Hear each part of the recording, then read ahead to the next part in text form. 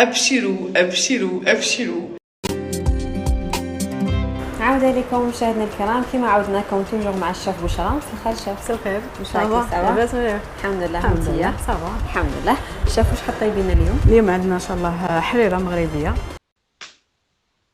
حريره مغربيه فوالا. واش نسحقوا فيها؟ نشوف بزاف لي زانغريديون. فيها عندنا اللحم، عندنا بصل وثوم، عندنا زيت، راس الحانوت، فلفل كحل، طوماطيش كونسونطري، عندنا العدس، فارينه، خل، كرويه، قزبر مرحي، ملح وشويه زعفران وقرفه.